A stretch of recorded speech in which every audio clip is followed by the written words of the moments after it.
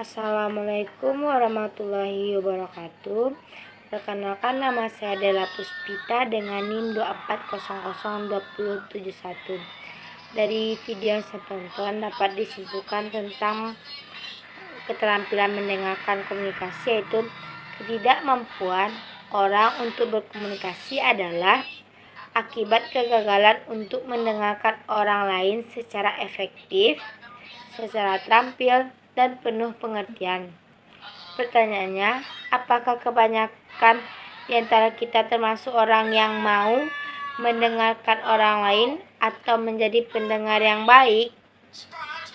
Ingat satu kalimat Allah, telah memberikan manusia satu lidah, Allah menciptakan satu mulut dan dua telinga. Artinya, supaya kita dapat mendengarkan lebih banyak mendengarkan orang lain daripada mengucapkan atau berkata-kata. Tetapi zaman sekarang orang lebih suka didengarkan ketika orang lain berbicara. Justru kita pernah tertarik mau meresapi dan mendengarkan, tapi lebih banyak menyela untuk ikut nimbrung dan menyampaikan apa yang ada dalam pikiran kita atau mereka. 78% manusia sulit sekali mendengarkan, tetapi ingin didengarkan. Sementara kunci komunikasi efektif adalah kemampuan mendengarkan.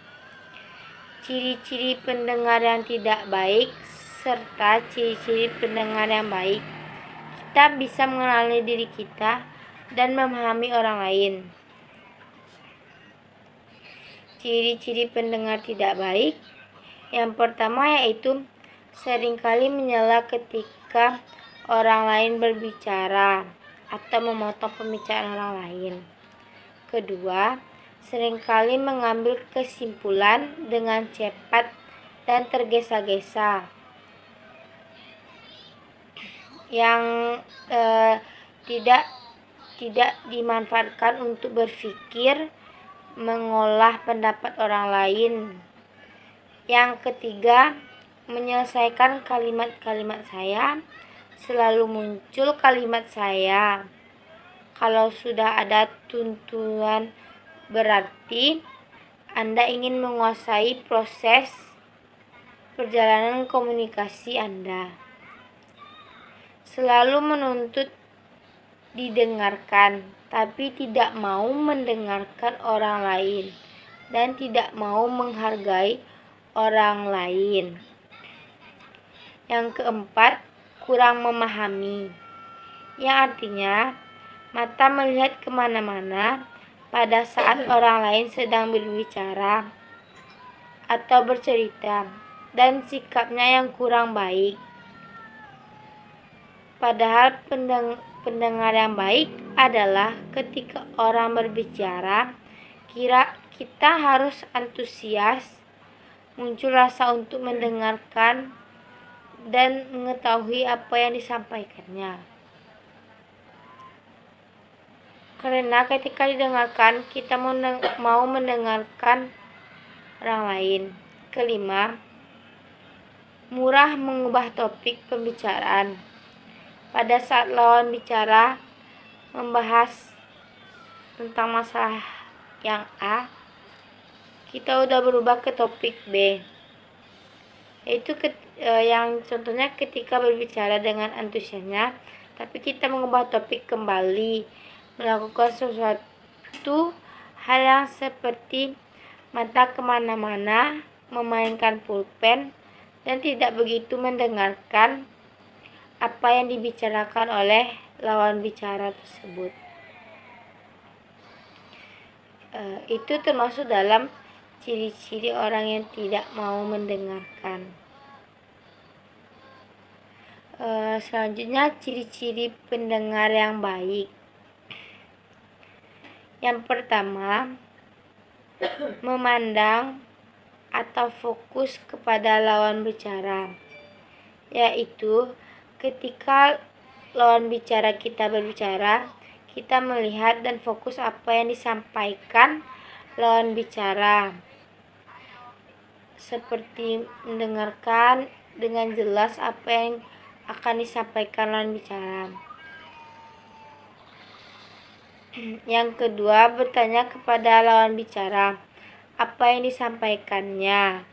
Jadi, kalau ada respon, kita senang karena ternyata lawan bicara kita mendengarkan apa yang kita jelaskan.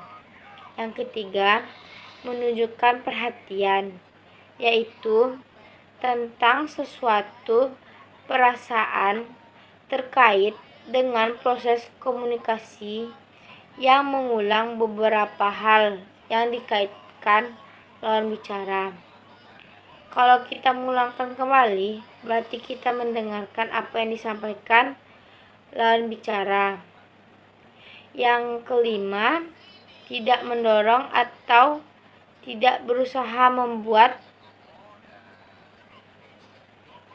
lawan bicara kita berbicara atau mendesak lawan bicara kita buat berbicara, karena kita akan mendengarkan sendirinya lawan bicara kita berbicara dan respon kita baik. Bersikap tenang dan mengontrol emosi termasuk ciri-ciri pendengar yang baik.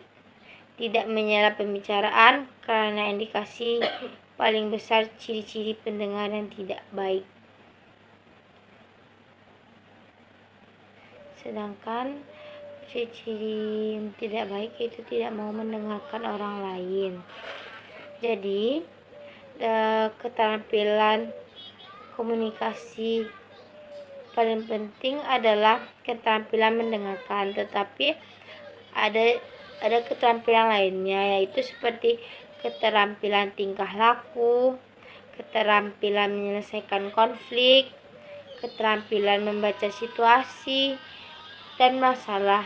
Banyak keterampilan dalam komunikasi lainnya, tapi yang paling sulit adalah keterampilan